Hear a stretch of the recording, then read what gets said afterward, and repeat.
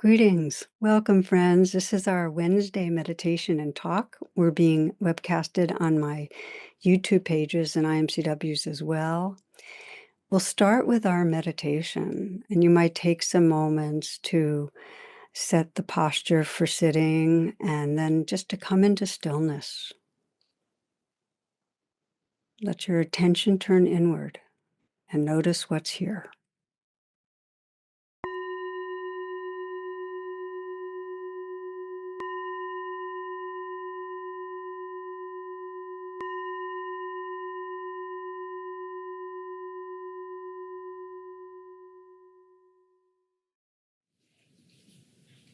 As you become still, let the attention go to the area of the heart, and we'll begin our meditation with a simple reflection on our intention.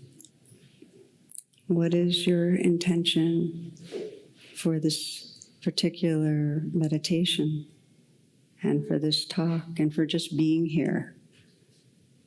What is it that brings you?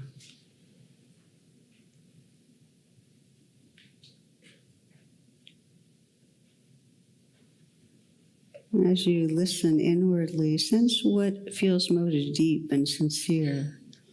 What is it that really matters to you in your life? What is your heart longing for?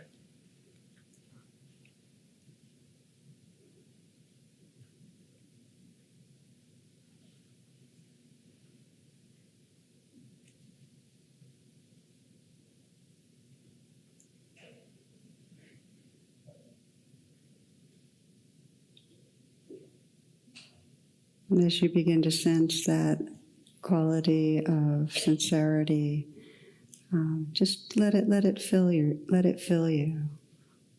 Whether it's the longing for being more present, maybe that's what brings you, for opening your heart, for finding more peace, being more connected with others. Whatever it is, just let yourself feel that in your heart. And then we'll sense as we chant together, that collective longing, really to wake up, to be all that we are, and to live from that love and that awareness. We'll chant the mantra Om. If you'd like to bring your palms together as a way of really gathering the attention at the heart, please do so. We'll chant 3 times and begin by inhaling deeply.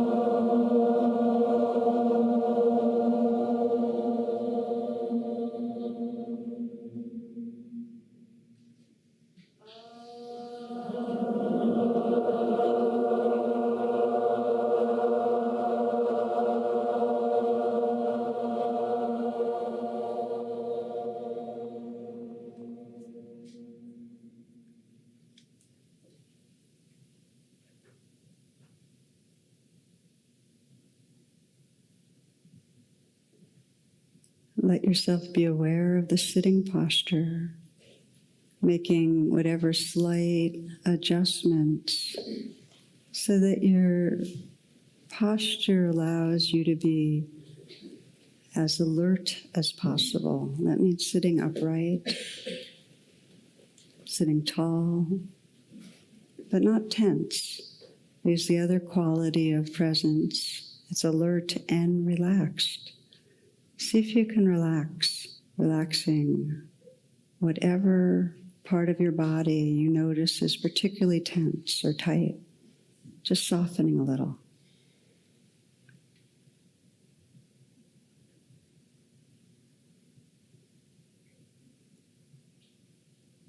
We'll let the awareness scan down the body to see how fully we can feel a quality of presence, feeling from the inside out, from inside the body, the sensations of aliveness.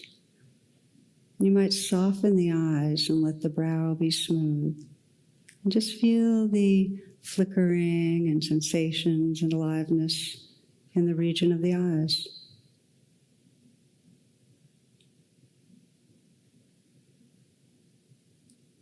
Maybe have a slight smile at the mouth. And then relaxing down to the root of the tongue. The tongue just rests in an easy way, perhaps the top of the tongue touching the roof of the mouth. Feeling the sensations of the inside of the mouth. Gums, teeth, tongue, and also the lips.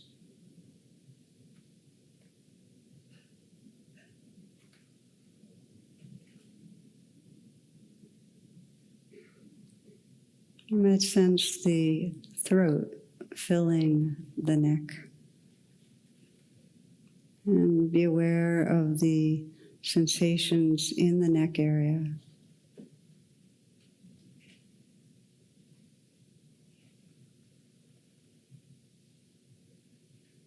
Let the shoulders relax, perhaps a little back and down. And see if you can bring your awareness inside the shoulders, so you're feeling them again from the inside out.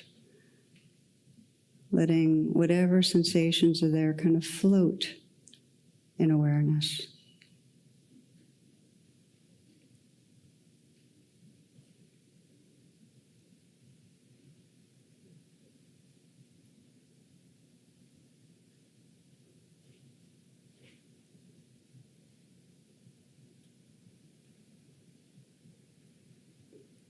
Let the hands rest comfortably, easily, so that if you soften the hands and feel them from the inside out, you can notice the aliveness there. Softening and feeling from the inside out. The fingers, the palms, the back of the palms, inside the palms.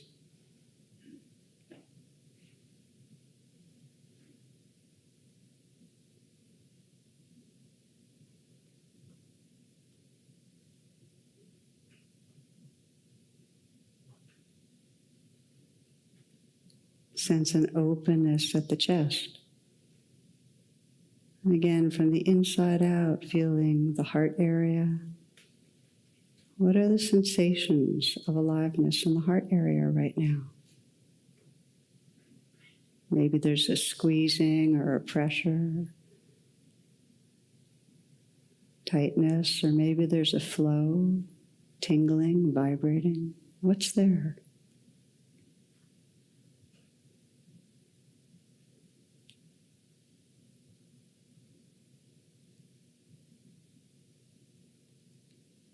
So if you can loosen down the abdominal area so that this next breath is received in a softening belly. And then this one. And again.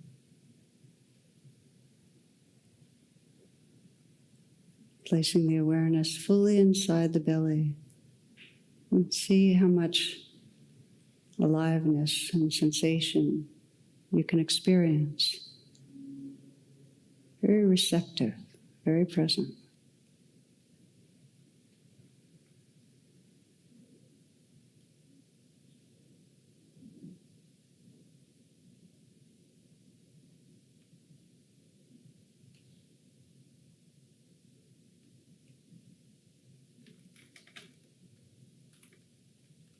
Continuing to scan down, letting the awareness fill the whole pelvic region with a very receptive presence. Again, noticing the play of aliveness and sensation.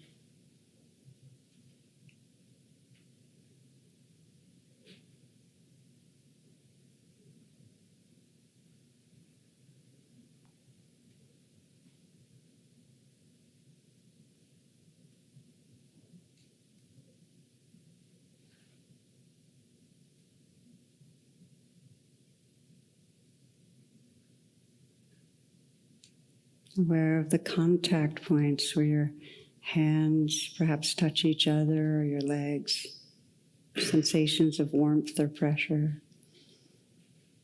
Where your bottom contacts the chair or cushion.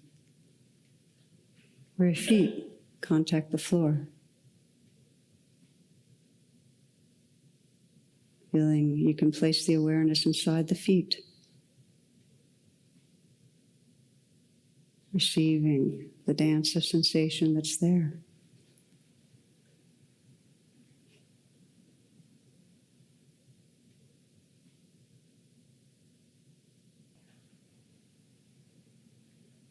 And expanding the field of attention now so that you can experience this whole play of sensation, this whole body simultaneously.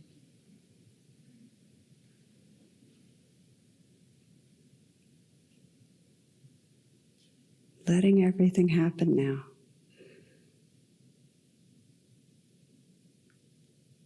Let everything happen to you.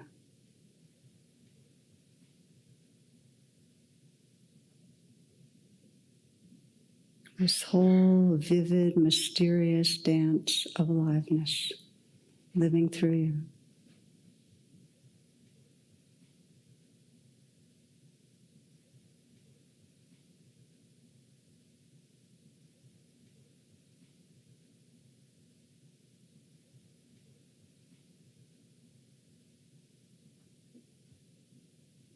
You notice tension or resistance, just bring the awareness there and sense how it's possible that it dissolves with the tension.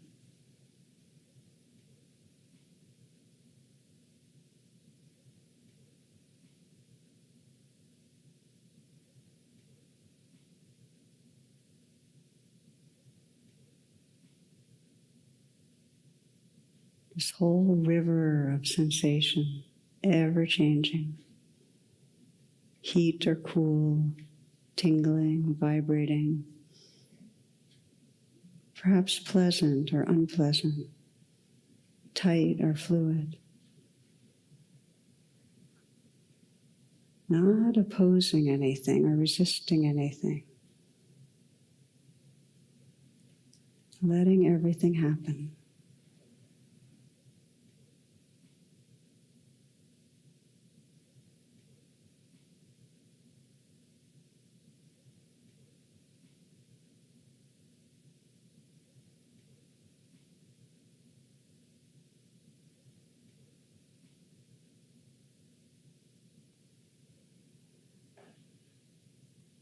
Including the dance of sound, the symphony that appears and disappears.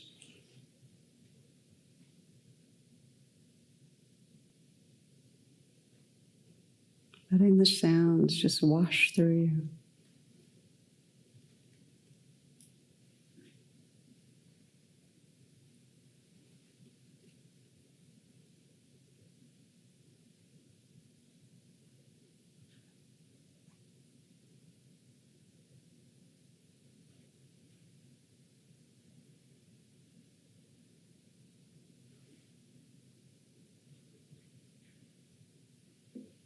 Sensing sound, sensation, it's part of this changing river of experience.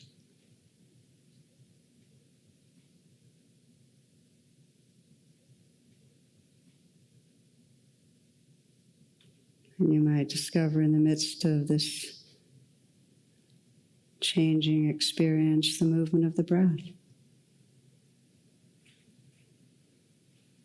The inflow and outflow.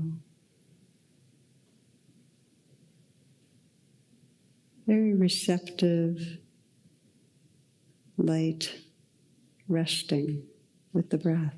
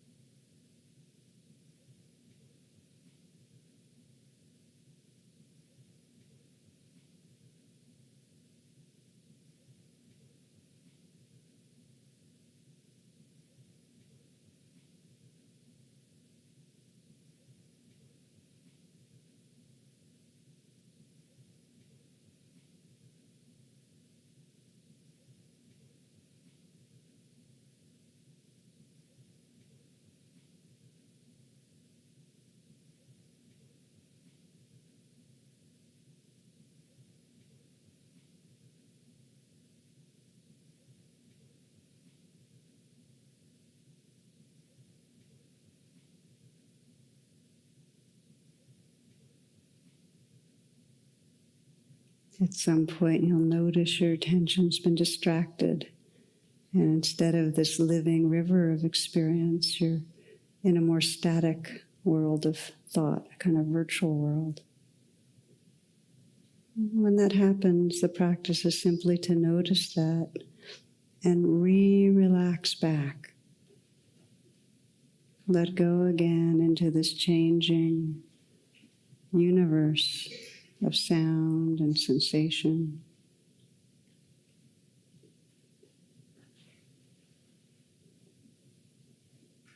A gentle rhythmic movement of the breath.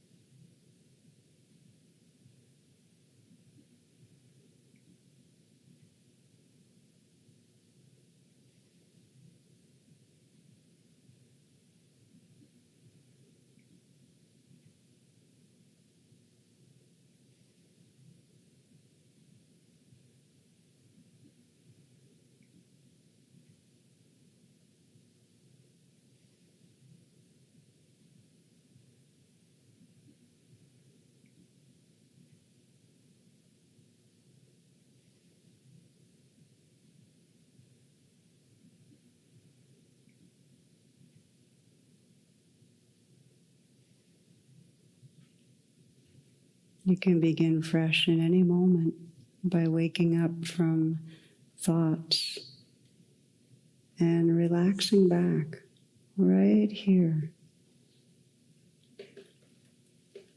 Relaxing with this changing flow of sound, sensation,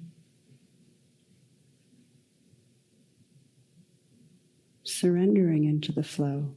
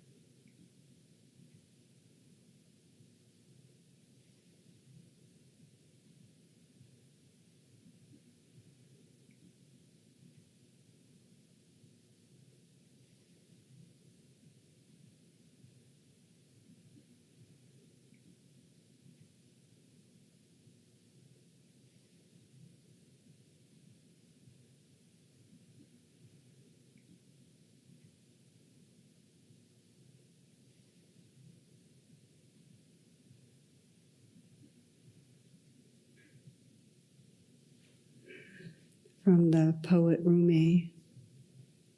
Be ground, be crumbled so wildflowers will come up where you are. You've been stony for too many years. Try something different. Surrender.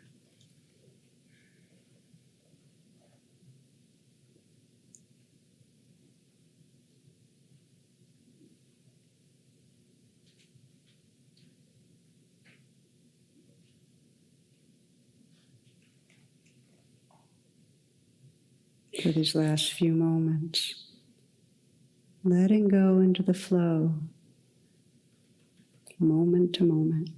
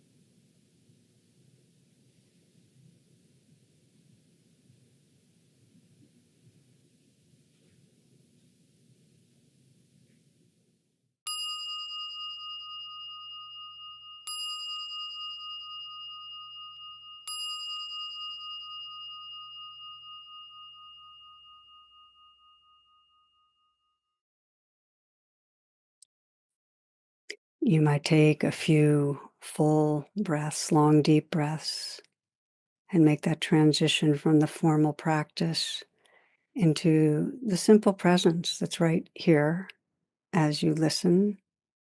I'll make some announcements for this upcoming week, and the first is always to invite you to my website, tarabrach.com, for virtual offerings. And I also invite you to imcw.org for the live stream offerings made available by our local DC teachers. And the upcoming shared experience sanghas are for women, seniors living mindfully with illness, vegans, Black, Indigenous, and people of color, Asian, and Pacific Islanders, and teens. Each week after I offer a talk, there's an opportunity to gather with our extended global community to explore whatever came up for you. If you'd like to meet people and have a chance to be in dialogue, please check tarabrach.com/class for the call-in information.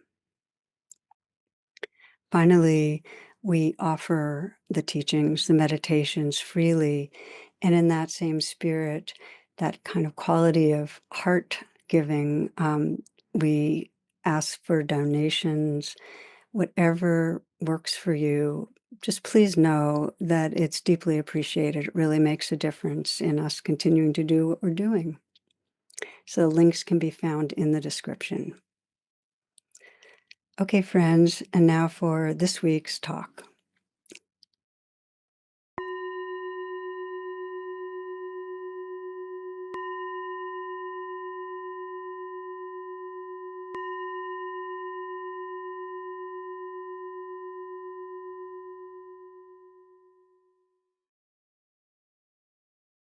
Namaste. Welcome, friends. Thank you for being here. This is our week 2. It's a 2-week series on devotion. And the big picture here is devotion is our felt sense of belonging. It's the reverence and love for something greater, whether it's the beloved, our sense of the mystery, or divine, or life itself. And a key expression of devotion is prayer. It expresses our longing to realize and inhabit that larger belonging.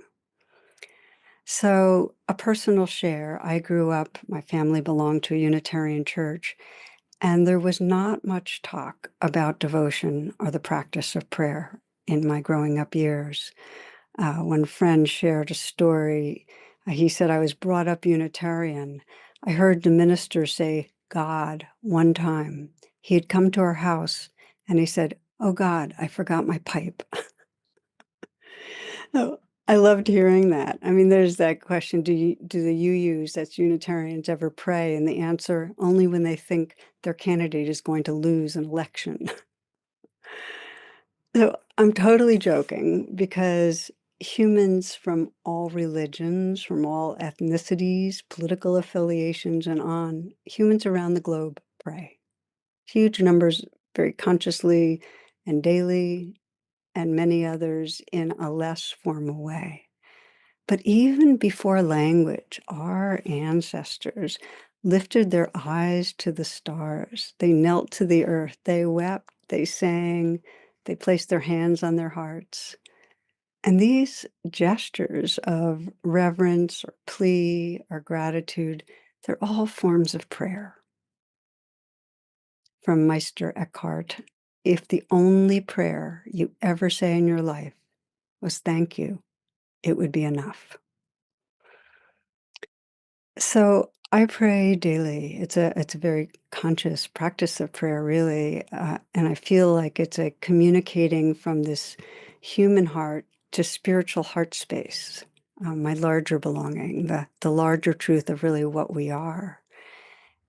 And because it's very, very sincere, comes from a very sincere longing for love, for truth, there's a kind of humility, a porousness. And I find that in those moments, that sense of ego or self softens, the boundary softens. There's much less sense of separation. There's more of a sense of oneness. So, and of course, it's to different degrees, but there is that feeling of merging with love light, with the boundless, with what's intrinsic beyond inner and outer.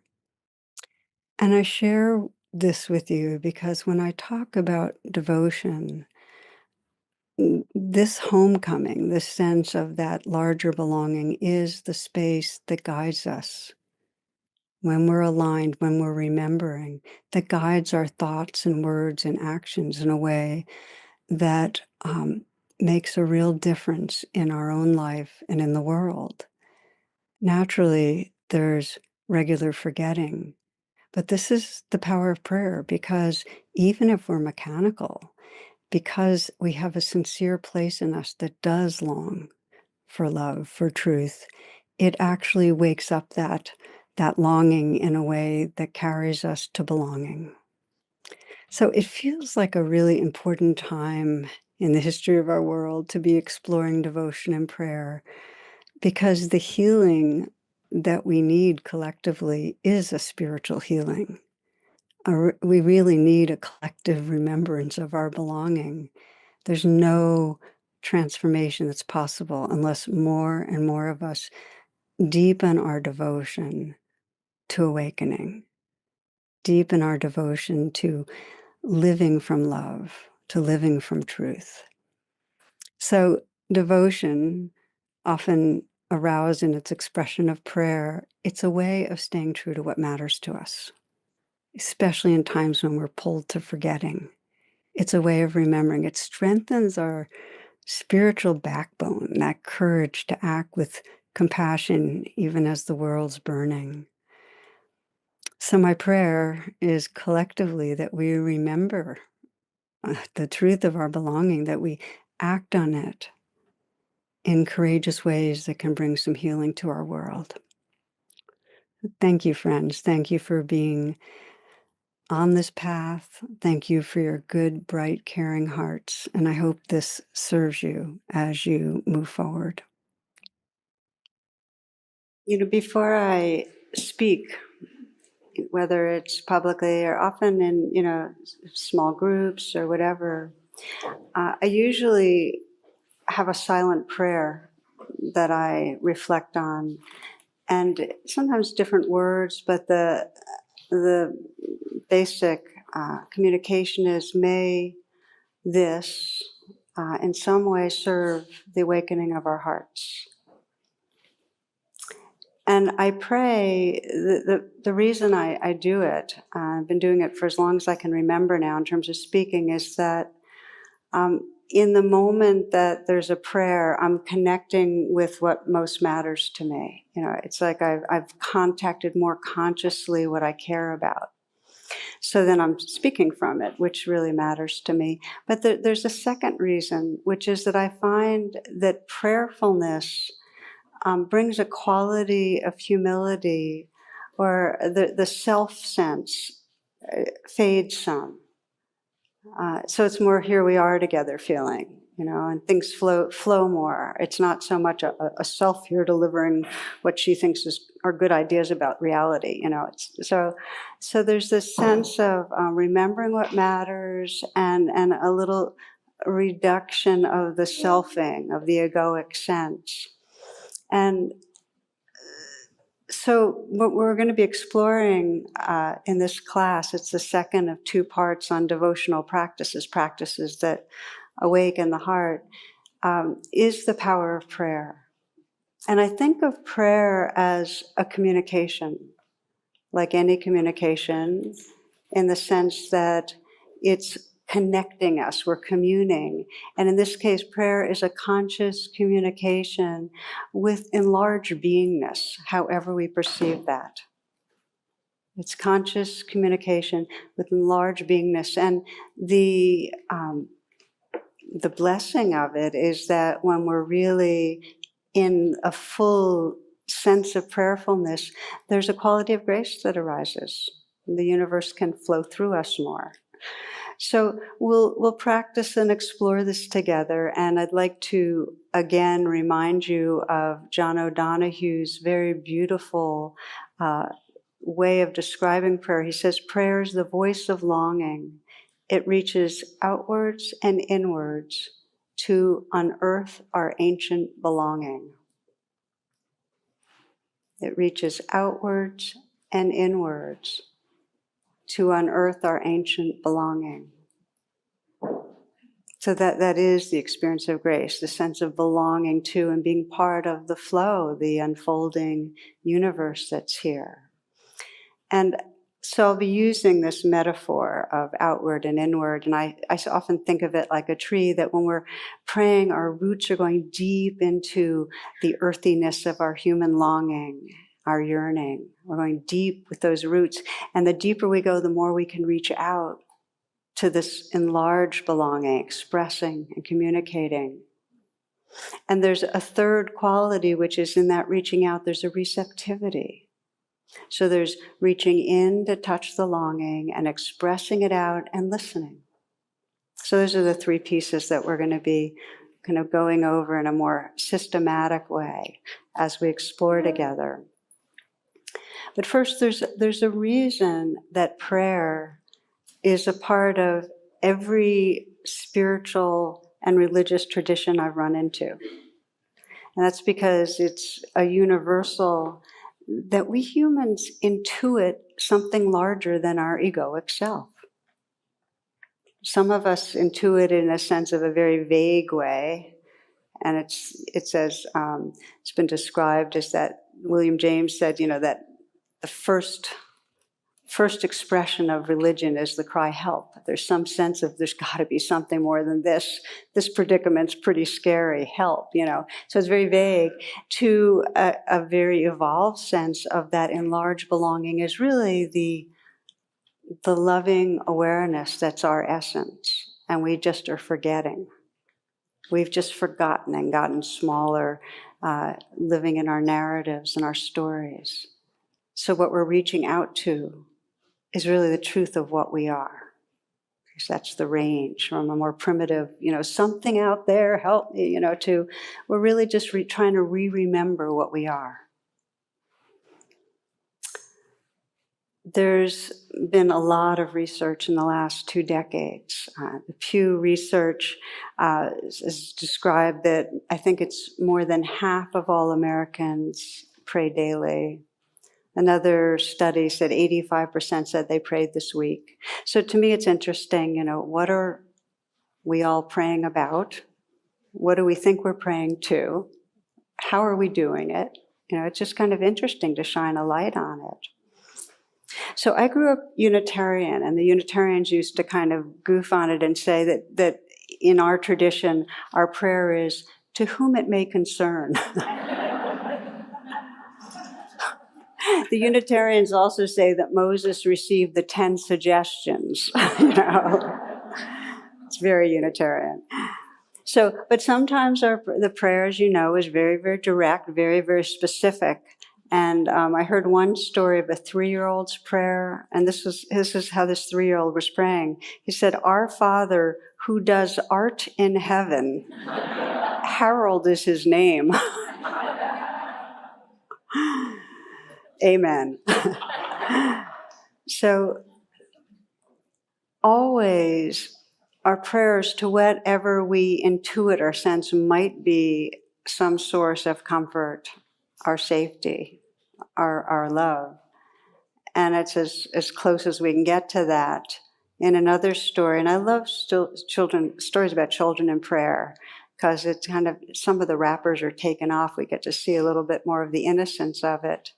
And I might, if we have time, end with, I have a book I love of children's prayers that if I have time, I'll share from. But in one story, a little boy was really, really frightened during a powerful storm, and he kept crying out, for his dad. And each time his father would get up and calm him down and say, don't be scared, God is with you. Just reach out and trust that God is here. And it happened several times. And the last time, the boy finally said, I know God is with me, but right now, I need someone with skin on.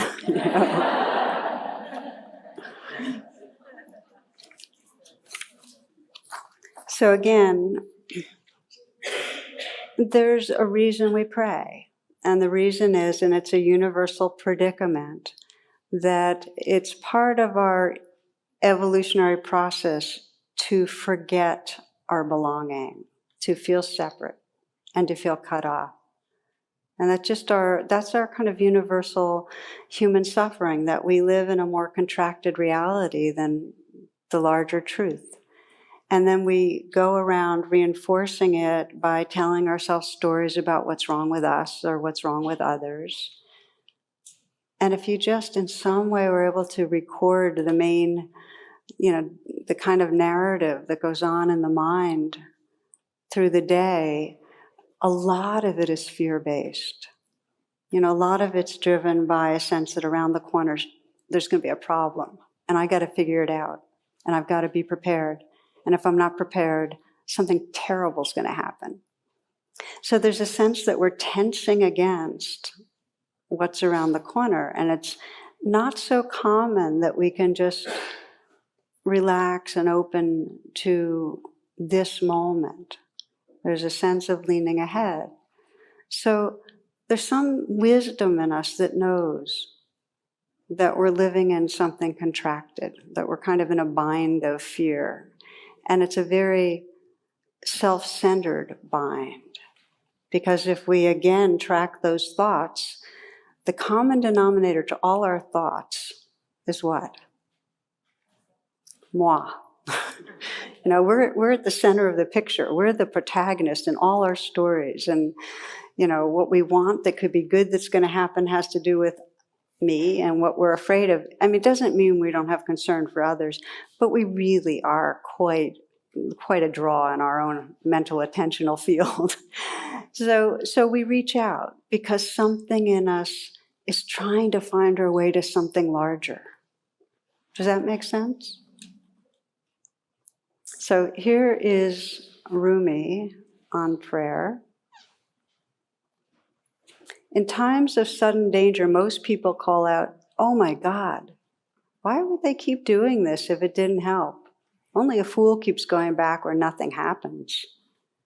The whole world lives within a safeguarding, fish inside waves, birds held in the sky, the elephant, the wolf, the lion as he hunts, the dragon, the ant, the waiting snake, even the ground, the air, the water, every spark floating up from the fire, all subsist, exist, are held in the divine. Nothing is ever alone for a single moment. All giving comes from there. No matter who you think you put out your open hand toward, it's that which gives.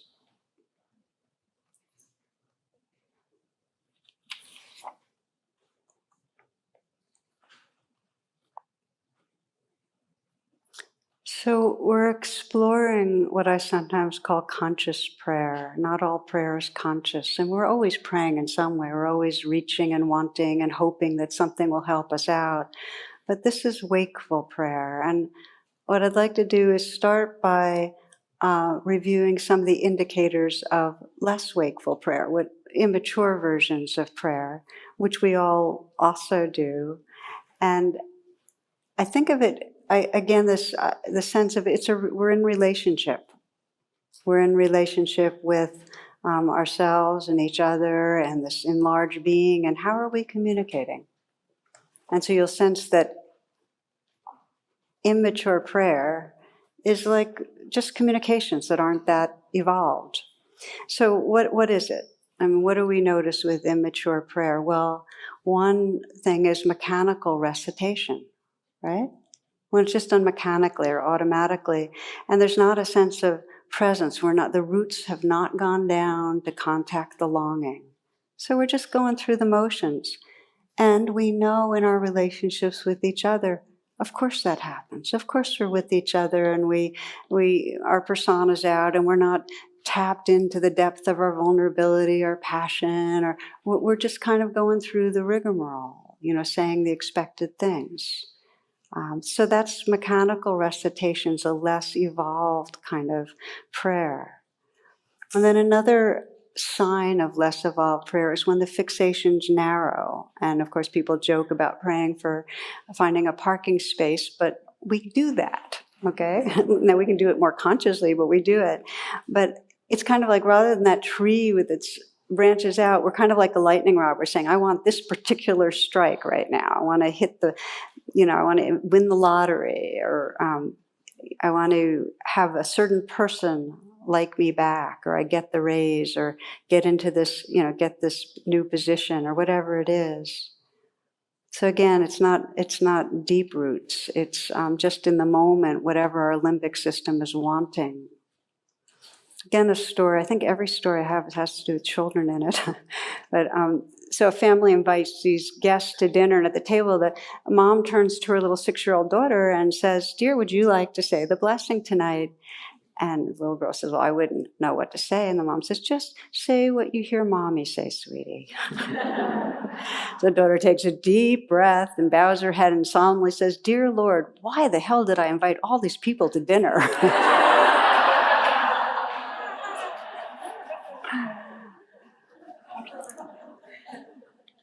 So far we're talking about less evolved prayer. So it's mechanical recitation.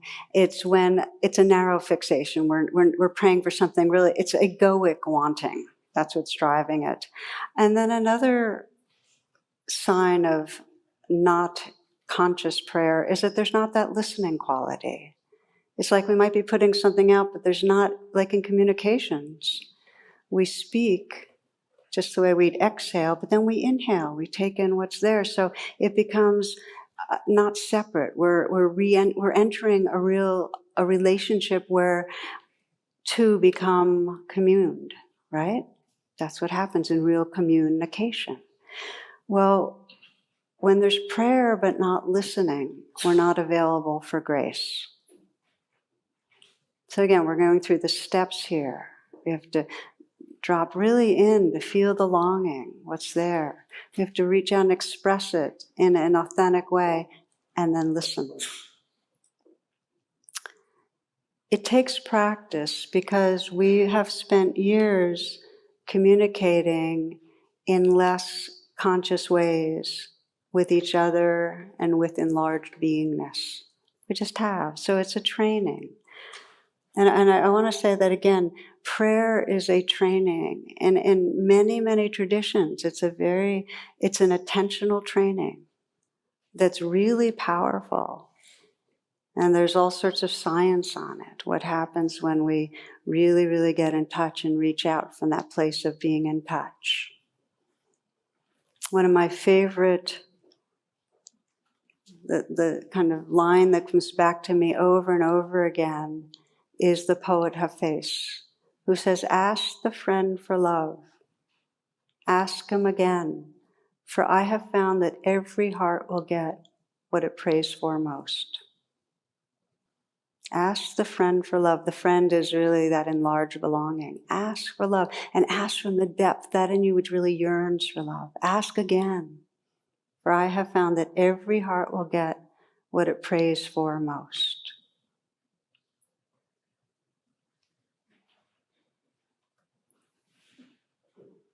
In the Buddhist tradition, in Buddhist psychology, there's an understanding that whatever we most regularly think about, whatever you think about regularly, it's that to which our mind and our attention is inclined. This is neuroplasticity. Whatever pattern we have, the grooves get deeper and deeper, and it becomes more and more the inclination. So if our thoughts are how do we win or beat another person or impress somebody, or how are we the victim, and how do we let other people know that we're right, or whatever it is, then our whole biochemistry becomes really locked into that. And in a way, we have separated from that channel of grace that's possible. So mature prayer is like creating a new circuitry in the heart-mind, where we begin to remember what most matters and have that be what's moving through our mind and heart more and more. And I've given a few times what for me is a very useful way to think about it, with the idea of dipping cloth into this indigo dye. That every time the way you dye cloth is that you dip it into the vat of indigo dye, and when you bring it up, it's very rich, beautiful color, but then very quickly it fades. So you have to dip it in again, and it comes out, and it's rich, and you think, but it fades. But each time it fades to a little bit less of a fade than the last time. In other words, each time it's getting more saturated, until after a while it holds the color. And it's that way with prayer and with meditation, that every time you dip into presence and every time you dip into prayerfulness, that becomes more and more available. It more and more informs your life. More and more of you gets to live from that place. So we're going to take the three pieces now and look at them more closely and then practice a little. Okay. So the first piece is inward. How do we begin prayer? And many of you, if you're practicing the meditations with me, know that at the beginning we often reflect on aspiration, which is a form of prayer. And the challenge is that the more you're in touch with your aspiration, the more it guides what happens. And yet it takes a certain amount of presence to get in touch. So if I asked you your aspiration at the beginning of a meditation, it would be less full and alive and deep than if I asked you at the end of a meditation. Now, it's still useful, But the point here is that the more you come into presence, and when I say presence, an embodied presence, the more you feeling yourself from the inside out, sitting here and feeling your heart and feeling the state of your heart, the more you'll be able to touch into the longing that's most sincere to you. So the first step in prayer really is to come into as much presence as possible and really contact whatever vulnerability or yearning or fear or aliveness is in the heart area. It really has to do with learning to stay. If we can't stay long enough to feel our hearts, we can't pray from a sense of real longing. Give you an example. Some years back, a man I was working with, he had married his high school sweetheart, and after they divorced, he was always with somebody, and the relationships would fail because in some way he would become possessive and jealous and kind of demanding, and they'd fall apart. So when we talked about it, I suggested that he take a pause from being in relationships so that he could kind of find out a little more of what's going on.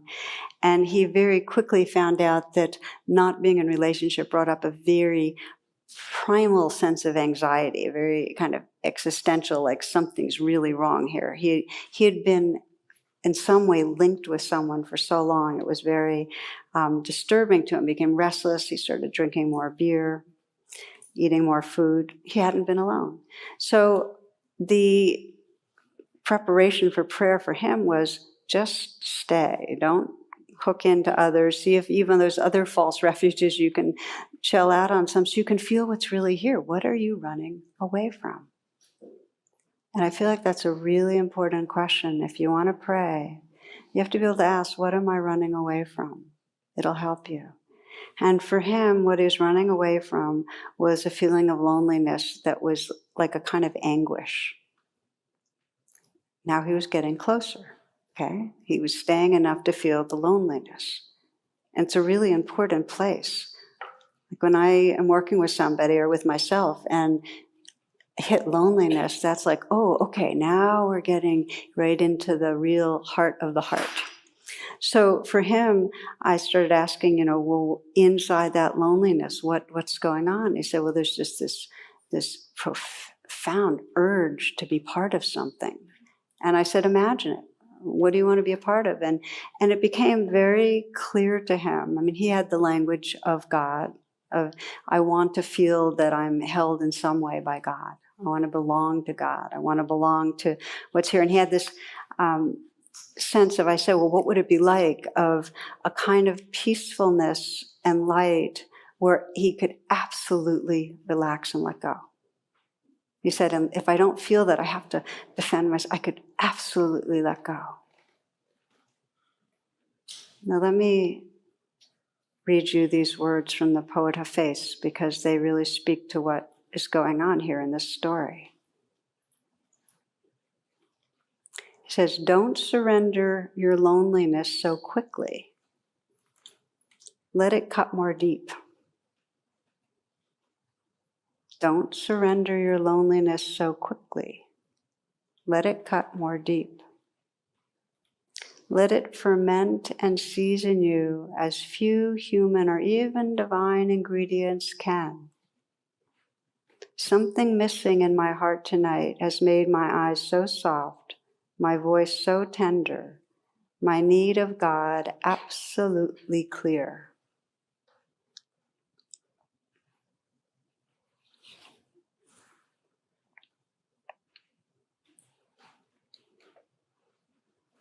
We have a longing to belong. In a way, you can think of it either we're in the realization of belonging, in that oneness and communion, and if we're not, then there's going to be a longing to belong, because we have a longing to realize the truth of what we are, which is not separate. That's the longing. And loneliness is a sign of us getting closer to the rawness and realness of that longing. Let it cut more deep. So that's the beginning of the roots going down, that we stop running away. We stay, we go into the rawness, and we sense that longing. Because only if you sense the rawness of the longing can you then reach out from that longing in a way that gives prayer its power. I want to check in. You can just either nod or just hold absolutely still. Is this making sense as I'm speaking right now? Okay. So we go from tapping in, so we're feeling the longing, to we need to express it. Because it's really important to express, to inhabit and express it. And it can be in a wordless yearning, but felt as if like we're like bringing it in. It can be like we're offering it into an enlarged belonging. We're surrendering it into it, or we're asking, whatever. There are many different versions of it. It can be a mental whisper, but it's infused with a felt sense, this expressing. And it helps to have your body in a posture that has to do with expressing, being in communication with. Now, the traditional posture is palms together, and the yogis will say, because it, in terms of chakras, it centers the energy at the heart chakra. It allows the full circulation with the palms touching of energy, of prana. Posture has an effect. I have to tell you that I saw this two insects talking, and one of them is saying, I don't know why everyone calls me a praying mantis. Actually, I'm agnostic. But okay, we'll put that one aside. That I can speak for myself that I have experimented a lot with postures of embodying prayer and feeling the power of it. And for me, there are times that just bowing my head and having my palms together it's like all I have to do to, in some way, sense I'm back into communication with something larger. Just that. And it's not like, oh, this pathetic little ego is subjugating. It's none of that stuff. It's more this recognition, there's something more than this little world I've been living in. Okay? So it can be quite beautiful. Sometimes I'll bow like this. Sometimes it's kind of an offering. It's like saying, may all this, all these narratives and ideas and beliefs, I'm just handing it over to the largeness that's here, not holding on to it, not owning it so much. One of my inspirations in the realm of prayer is, I've mentioned him already, is John O'Donohue. He has a book called Eternal Echoes. And if you can see the book, I've got a lot of little tabs there. He writes beautifully, and the subtitle of Eternal Echoes is Exploring Our Yearning to Belong. So if prayer is something that you want to explore more, he's Catholic, writer, mystic, philosopher, poet, no longer alive, recently, about 10 years ago, died. I'm going to read you just one piece from it. And this is from the chapter, Prayer, a Bridge Between Longing and Belonging. One of the most tender images is the human person at prayer. When the body gathers itself before the divine, a stillness deepens. The blurring din of distraction ceases, and the deeper tranquility within the heart envelops the body. To see people at prayer is a touching sight. For a while, they've become unmoored from the grip of society, work, and role. It's as if they've chosen to enter into a secret belonging carried within the soul. They rest in that inner temple, impervious to outer control or claiming. A person at prayer also evokes a sense of vulnerability and fragility. Their prayer reminds us that we are mere guests on the earth, pilgrims who always walk on unsteady ground, carrying in earthen vessels multitudes of longing. To be gathered in prayer is appropriate. It is a gracious, reverential, and receptive gesture. It states that at the threshold of each moment, the gift of breath and blessing come across to embrace us.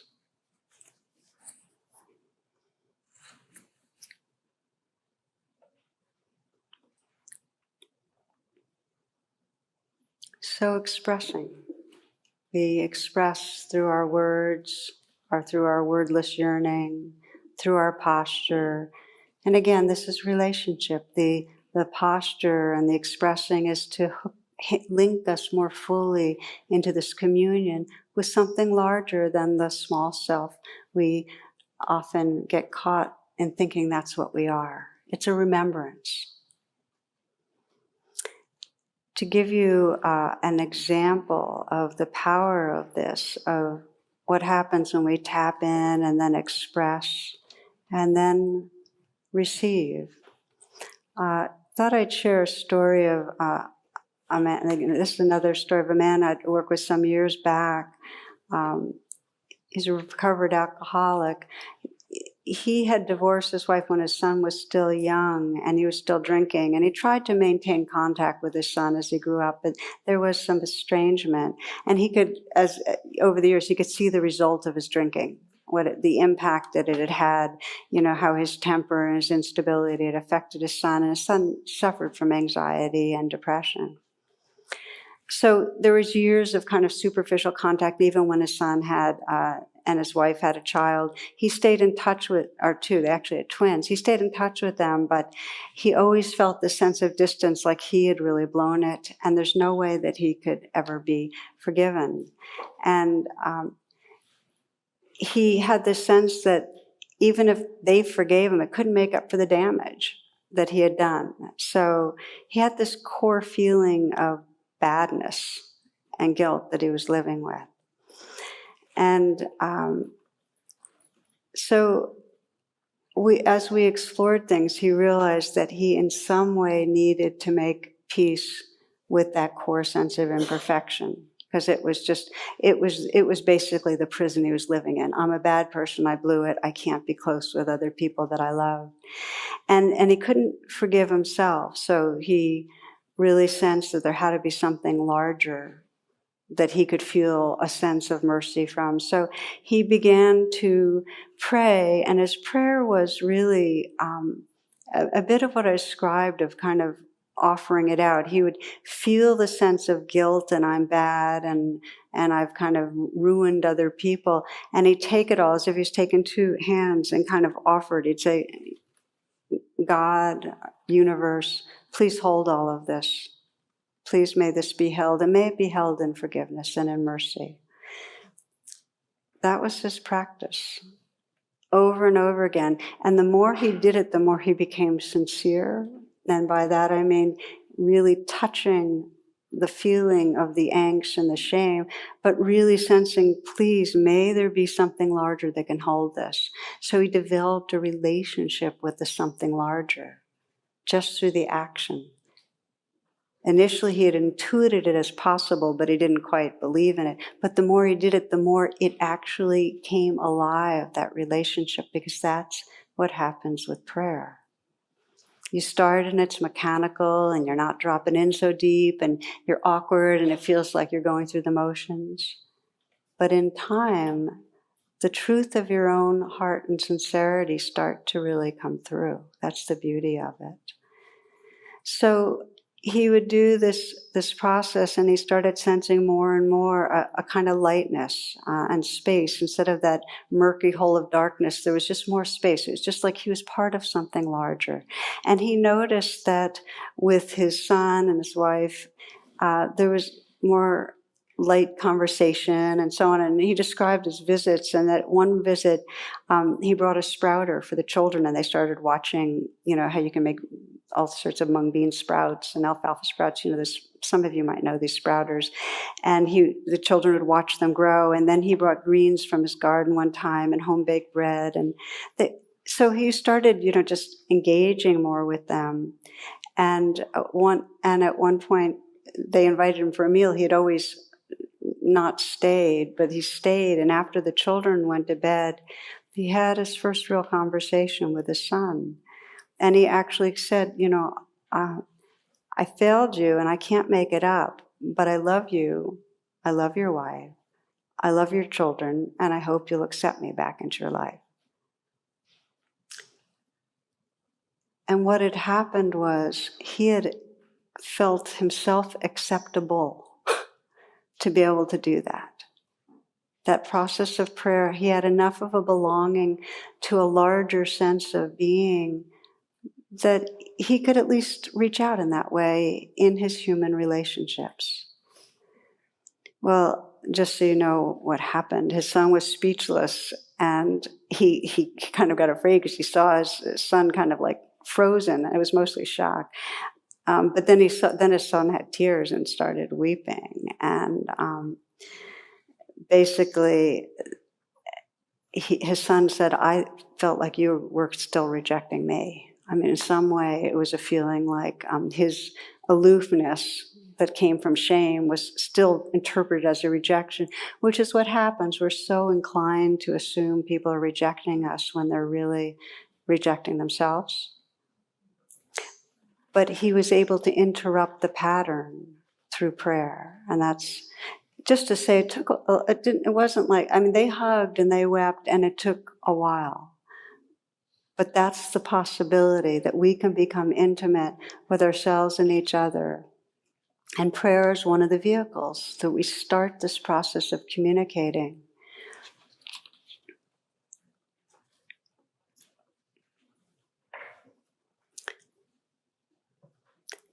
So there's these three pieces: tapping into the yearning, reaching out, and then this receptivity where we're willing to take in.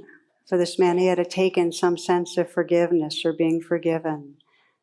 The verse from Rumi is so beautiful. Very little grows on jagged rock. Be ground, be crumbled, so wildflowers will come up where you are. You've been stony for too many years. Try something different. Surrender. So prayer's in a way of surrendering. It's saying this little self isn't the whole deal, and I'm surrendering this little self into something larger.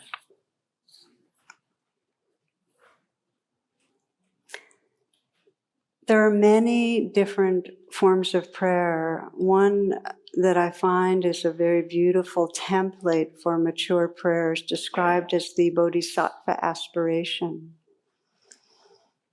Bodhi means awakened, sattva means being. And the bodhisattva aspiration actually has two parts. And the first part is, may whatever is arising, whatever it is, whatever circumstances are here, may this serve to awaken this heart. So what it's saying is, may whatever's happening, and you really touch into what's happening, may whatever it is serve to awaken this heart. It's not saying may whatever's happening come out with this resolution. You see what I'm saying? It's not a narrow fixation. It's may whatever's happening, and we have to open to it, may it serve the awakening of this heart. And there's a second part too. And may this awakening be of benefit to all beings everywhere. So it doesn't only open, it really opens with that wisdom that knows that we're not healing and freeing a separate self. It's like an even deeper surrendering. What we're getting is that the prayer is really for this whole living web. But we start with the life that's right here. May whatever's arising awaken this heart, and may this awakening serve all beings everywhere. So we're going to, when we close in just a few minutes, we'll explore that together, because it's, to me, it's one of those prayers that the more we practice it, the more quickly and immediately anything that goes on shifts from being owned by an egoic self and a problem of this egoic self as a portal to an awakening beyond the egoic self. It's very powerful. But just to say that the prayer naturally, an authentic prayer will naturally ripple out. Because as soon as we begin to feel that humility and that enlarged belonging, there's no limit to how large it is. One friend's mom died recently. She would say loving prayers for others, and each day, each night before she'd go to bed, she'd spend an hour and she'd include everybody she could think of, like hundreds of people she'd say prayers for. And that was her practice. And she was very, very authentic with it. I mean, she just felt related to everybody. And she died really, really peacefully. Because if you know your belonging, there's nothing to fear.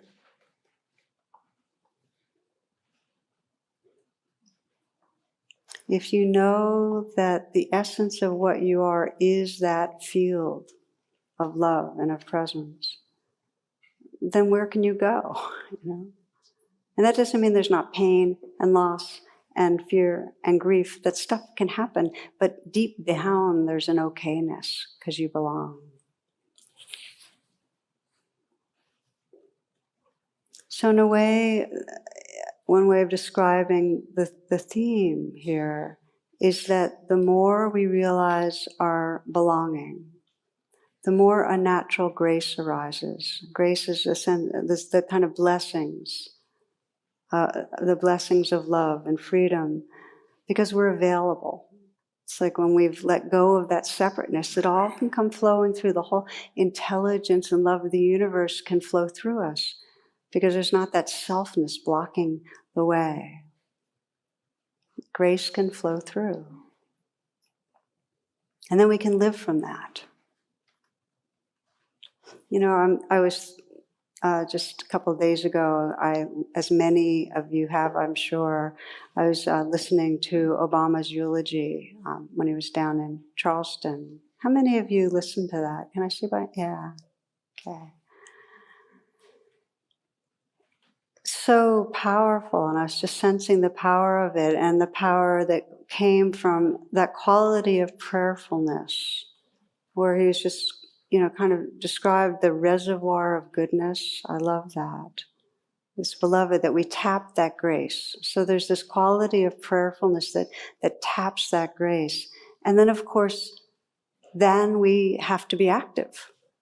So the idea is that when we care about harm, when we care about suffering, we first feel our prayerfulness, you know, may this serve awakening. May this serve awakening. And it's from that humility and openness and tenderness that this kind of intelligence moves through us, that we then act. Prayer's not passive. Prayer actually creates the quality of heartful presence that allows us to act in ways that can really be healing. Just want to make that clear. And I felt that with Obama's talk, that, you know, it was very prayerful and, you know, not to be passive. And what's happened this week? 7 predominantly Black churches in the South have been burned down. How can we respond? Can we let our roots go deep so we can feel the pain of that? Like, let ourselves be touched by the pain of hatred and violence. Can we feel our longing, may this awaken us? Can more of us care? Can we take this in and let ourselves be touched and care? You know, it's like, can we awaken? Can we have that receptivity to sense really what wants to happen through us? And can we act? Because grace, and this, I thought Obama did this beautifully, he says, we manifest and deserve that grace through our actions. We need to live from the wisdom and compassion that flows through us. Let it manifest.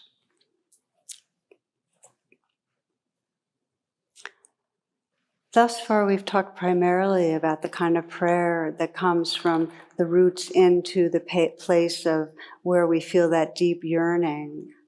There is also a way that we go deep roots in and feel a profound gratitude.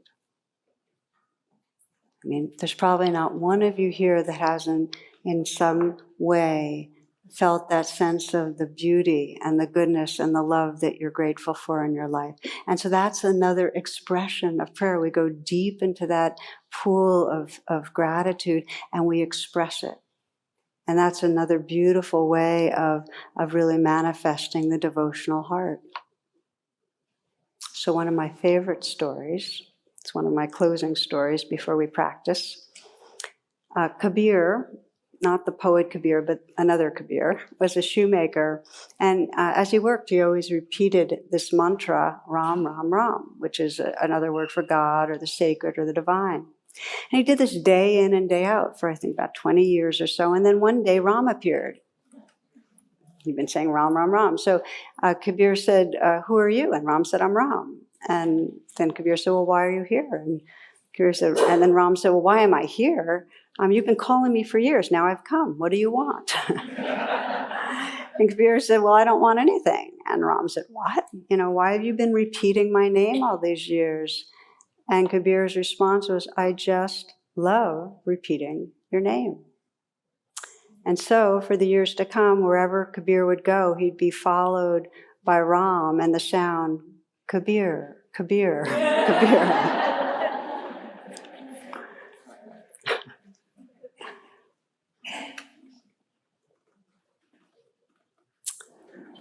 You all already pray.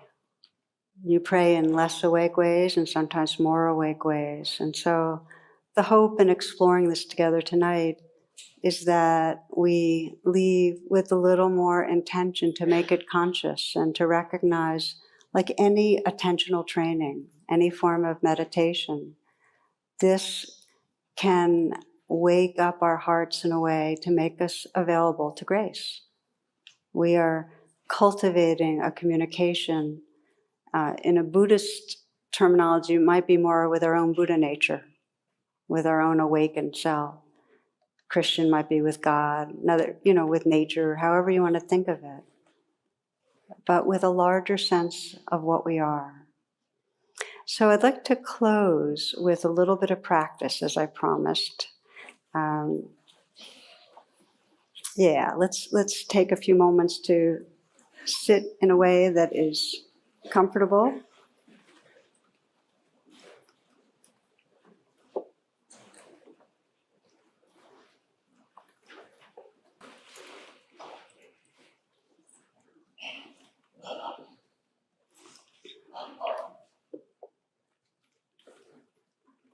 And as I described earlier with the practice of prayer, the beginning is to come into stillness and be here.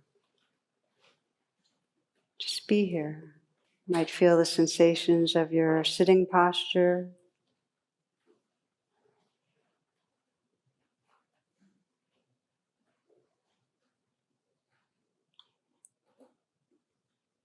Feeling the movement of the breath.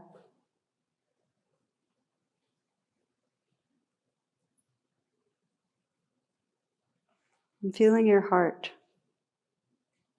Letting yourself connect with the state of your heart right this moment.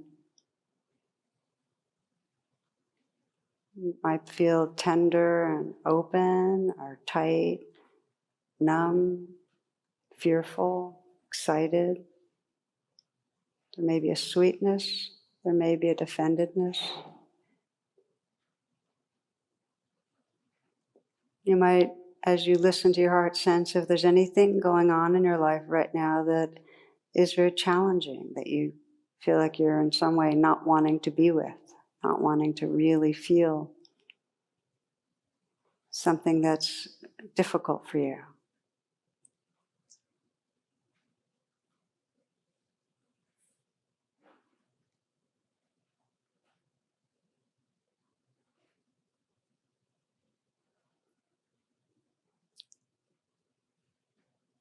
And again, with that image of a tree, to sense a difficult situation and sense the feelings that come up and what makes it so difficult, what you're afraid of, what loss is involved perhaps. So you begin to let yourself send down those roots into the earth of your body to feel what's there.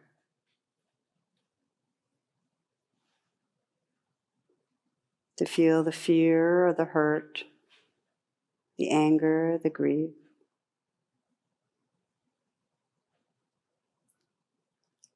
It's very optional if you'd like to assume a posture of prayer, if you'd like to gently bring your palms together or explore the very tender, light touch of the hands together, and just to feel your forehead bowed a bit, just to sense that you're really tapping into what's here and bringing it into communication with your highest being.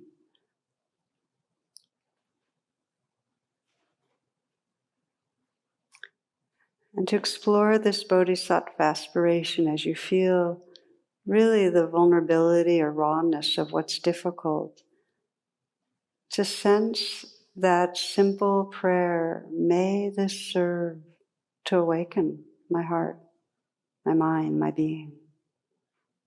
And if you have different language for it, please feel free to put in whatever feels true for you, and perhaps there's a different prayer that wants to be whispered.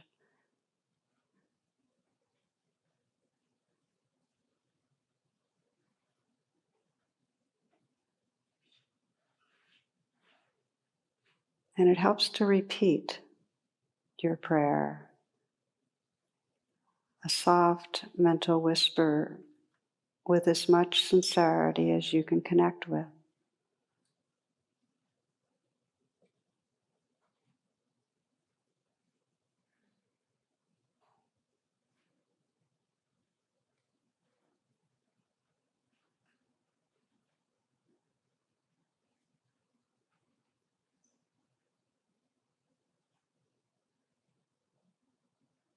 To sense with the bowed head and the felt sense of that you're really calling on the highest truth, the most tender love of your being. May this serve to awaken.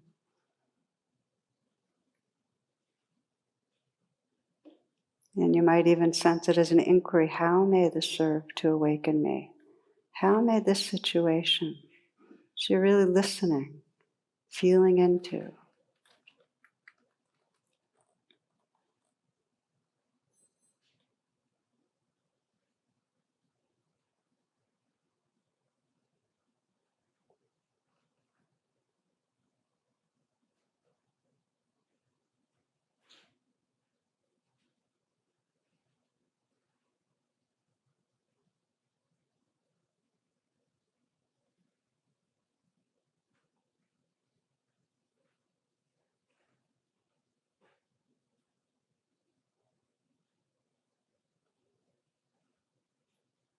You might let the ripples widen out to sense, and may whatever awakening unfolds, may this be of benefit to others. May it ripple out endlessly.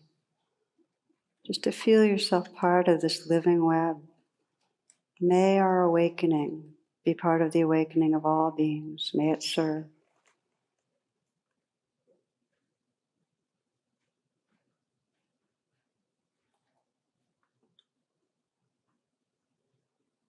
And then as you're ready to just relax your hands and just in a receptive way, just feel your heart, feel your presence.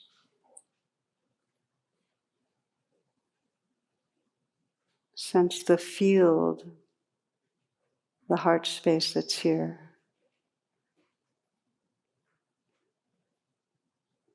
Relax and just inhabit that.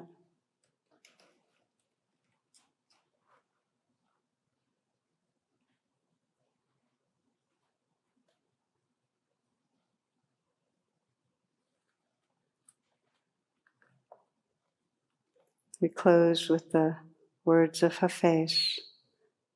Ask the friend for love. Ask him again. For I have found that every heart will get what it prays for most.